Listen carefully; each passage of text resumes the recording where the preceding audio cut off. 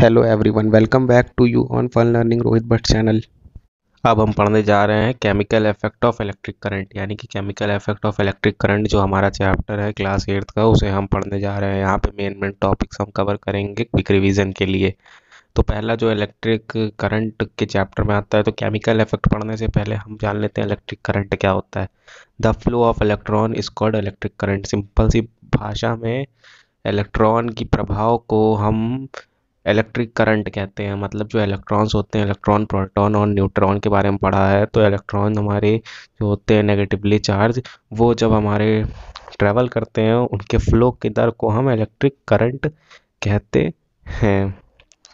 Good conductor, bad conductor. जब electric current की बात होती है तो दो तरह की चीज़ें होती है, या तो गुड कंडक्टर होता है या तो बैड कंडक्टर। गुड कंडक्टर क्या होता है? Good conductor are material which allow electric current to pass easily through them, यानी कि आसानी से इलेक्ट्रिक करंट को पास होने दे, उसे हम गुड कंडक्टर बोलते हैं। जैसे कि मेटल हो गया, वाटर हो गया, ये सब हमारे क्या है? गुड कंडक्टर है। बैड कंडक्टर क्या हो गया? सिंपल सी भाषा में अगर बोले तो इसका जस्ट अपोजिट होगा, material which does not allow electric current to pass. Wood, glass, जैसे कि लकड़ी और ग्लास हो गया। तो लकड़ी और ग्लास की अगर हम बात करें तो हम देखते हैं कि बिजली जो होती है इसमें से प्रभाव नहीं होती है, मतलब प्रवाह नहीं होती है, इसमें से फ्लो नहीं होती, इसमें से चलती नहीं। इसीलिए हम देखा है कि लकड़ी और ग्लास बैड कंडक्टर है हमारे। वहीं पे मेटल हो गया, वाटर हो गया, गुड कंडक्टर, क्योंकि धातु जो होती है, धातु में हमारी बिजली आसानी से प्रवाह हो जाती है, वाटर में हो जाती है, और जिसकी वजह से वो डेंजरस भी हो जाता है। इसीलिए हम बोलते हैं वाटर को इलेक्ट्रिसिटी से दूर रखना चाहिए। और आग लग जाती है जो हमारी शॉर्ट सर्किट से, उसको हम पानी से इसीलिए नहीं बुझाते क्योंकि फिर शॉक लगने का डर होता है कि वाटर हमारा गुड कंडक्टर होता है।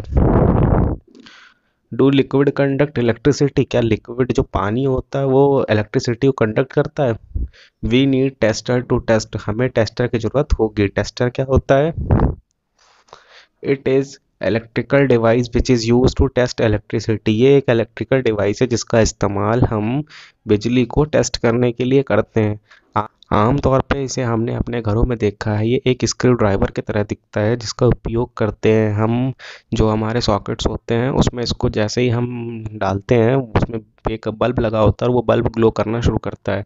तो बल्ब होता है और एक हमारा मैग्नेटिक डिफ्लेक्शन वाला होता है, जिसमें मैग्नेटिक डिफ्लेक्शन की हेल्प से बहुत ही माइनर, बहुत ही कम से कम करंट को भी डिटेक्ट कर लेता है। तो वो ज़्यादा हमारे लिए हेल्पफुल होता है, क्योंकि इलेक्ट्रिक बल्ब वाला ये होता है कि अगर बहुत ही कम माइनर करंट आ रहा है तो वो डिटेक्ट नहीं कर पाता जब तक पावरफुल करंट नहीं होगा। मतलब कमज़ोर वीक करंट होगा तो उसको डिटेक्ट नहीं कर पाएगा। पर जो मैग्नेटिक वाला होता है वो हमारा उसे डिटेक्ट कर लेता है और आसानी से हमें पता चल जाता है कि बिजली आ रही है कि नहीं आ रही है। When salt is dissolve in distilled water, जब डिस्टिल्ड वाटर में हमारा, प्योर वाटर में हमारा सॉल्ट डिजॉल्व होगा, वी ऑब्टेन सॉल्ट सॉल्यूशन। हमें नमक वाला पानी मिलेगा, मतलब सॉल्ट सॉल्यूशन मिलेगा। This is good conductor of electricity, और ये गुड कंडक्टर होगा। यानी कि हमने एक चीज़ यहाँ पे देखी, जो प्योर यानी डिस्टिल्ड वाटर होगा, जब उसमें हम सॉल्ट मिक्स कर देंगे तो वो हमारा गुड कंडक्टर कहलाएगा। Water which we get from source such as taps, handpump, well, pond are not pure. यानी जो हम ये पानी पाते हैं, जो टैप से निकलता है, हैंडपम्प से आता है, कुओं से आता है, तालाब से आता है, वो हमारा एकदम प्योर यानी कि एकदम शुद्ध पानी नहीं होता है। दे कंटेन इम्प्योरिटीज़, उसमें कुछ ना कुछ इम्प्योरिटीज़ होती है। इम्प्योरिटीज़ मतलब अशुद्धियाँ, मतलब वो पानी अशुद्ध होता है।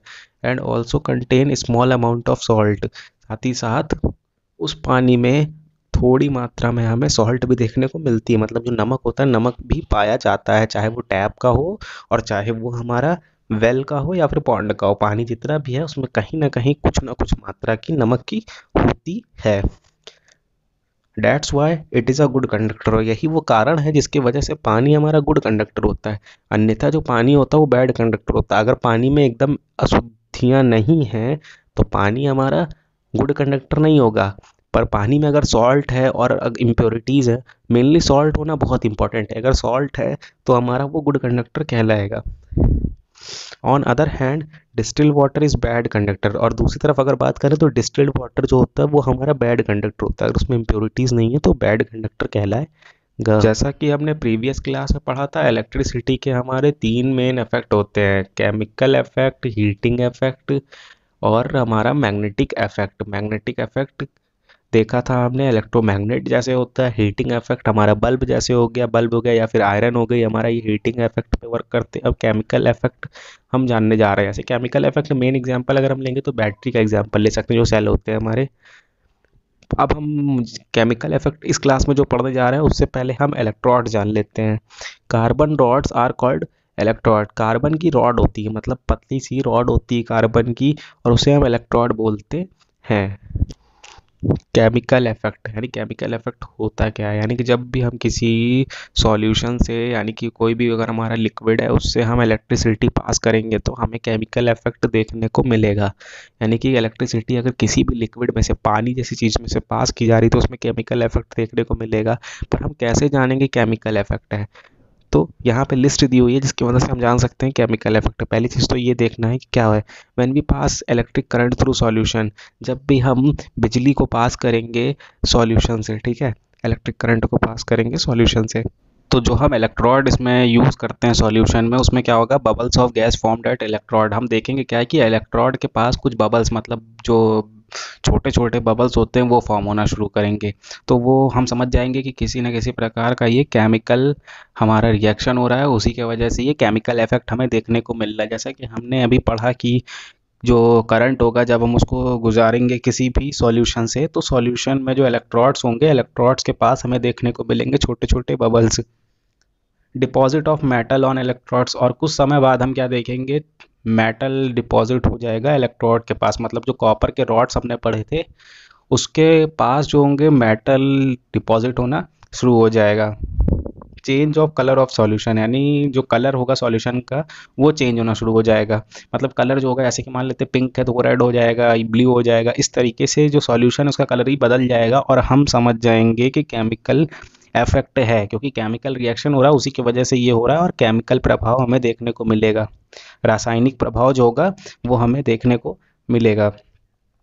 Reaction would depend on solution and electrodes, यानी जो रिएक्शन है वो डिपेंड करेगा कौन सा हम सॉल्यूशन यूज़ कर रहे हैं। मतलब कॉपर सल्फेट है कि सॉल्ट सॉल्यूशन है, तो वो कौन सा सॉल्यूशन है। दूसरी चीज़, इलेक्ट्रोड कैसी है हमारी, प्योर कॉपर की है या किसी दूसरे मेटल में मिक्स है, तो वो सॉल्यूशन और इलेक्ट्रोड दोनों पे डिपेंड करता है हमारा कैसा रिएक्शन होगा और कैसे रासायनिक प्रभाव देखने को मिलेंगे। इलेक्ट्रोप्लेटिंग क्या होता है, depositing superior layer of metal on inferior metal, यानी जो सुपीरियर यानी अच्छे क्वालिटी का जो मेटल होता है उसकी लेयर हम चढ़ा देते हैं एक इंफीरियर मेटल पे। मान लेते हैं हम जैसे कि आयरन है, आयरन पे हम गोल्ड के लेयर चढ़ा देंगे। तो गोल्ड की लेयर चढ़ाने से क्या होगा कि वो गोल्ड जैसा अपीयर होगा, गोल्ड जैसा दिखेगा, परंतु वो रियलिटी में गोल्ड नहीं होगा। इससे ये होगा कि वो कॉस्टली लगेगा। ऐसे हम बहुत सारे मेटल्स को देखते हैं, जैसे कि स्टील पे क्रोमियम की उस पर लेयर डिपॉजिट कर देते हैं, जैसे कि साइकिल के हैंडल हो गए, बाइक कार के जो व्हील होते हैं उनके रिम्स हो गए, इन सब पे क्या होता है क्रोमियम की लेयर डिपॉजिट कर देते हैं और जिससे लगता है कि वो स्टील का है, पर वो स्टील का होता नहीं है। और साथ ही साथ हम देखेंगे कि जो हमारे इलेक्ट्रोप्लेटिंग होती है बहुत चीज़ों से हेल्प भी करती है, जैसे कि रस्टिंग से हमें बचाती है। एक प्रकार की इलेक्ट्रोप्लेटिंग हमारी पेंट करने को भी इलेक्ट्रोप्लेटिंग ही कह सकते हैं, कि जैसे हम पेंट कर देते हैं किसी मेटेलिक चीज़ पे, उसका कलर चेंज हो जाता है और वो लगता है किसी और चीज़ का है, पर वो होता रियलिटी में आयरन का है। तो उससे होता है कि रस्टिंग से ही बचा सकते हैं हम। इलेक्ट्रोप्लेटिंग करने के लिए हमें इलेक्ट्रोड होना चाहिए, सॉल्यूशन होना चाहिए, और उसकी मदद से हम इलेक्ट्रोप्लेटिंग कर पाते हैं। दूसरी अगर इस भाषा में कहेंगे तो कोटिंग ऑफ डिजायर्ड मटेरियल, यानी कि जो हमें इच्छा है जिस मटेरियल की, उस मटेरियल की हम कोटिंग कर देंगे और वो हमें अपीयर होने लगेगा कि वो वैसे ही है। जैसा कि हम देखते हैं हमारे बहुत सारे ऑर्नामेंट्स, जो हमारे ज्वेलरीज होती है वो मार्केट में अवेलेबल होती है और वो गोल्ड की अपीयर करती है, गोल्ड जैसा टेक्सचर होता है, गोल्ड जैसी दिखती है, पर रियलिटी में गोल्ड नहीं होती है। गोल्ड की ज्वेलरीज 40,000 20,000 की मिलेंगी और वो हमें 20 रुपीज़ से लेके 150 350 रुपीज़ तक ज्वेलरीज मिल जाती है। तो हम जब हमें नहीं पता होता है तो हम इस बात को लेकर आश्चर्यचकित होते हैं कि ये कैसे हो रहा है, परंतु होता कैसे है, वो जो कॉस्ट होती है उसकी वो इसी वजह से कम होती है क्योंकि वो गोल्ड नहीं होती, सिर्फ गोल्ड जैसी दिखती है। Please like share and subscribe my channel. You can also demand chapter according to your needs.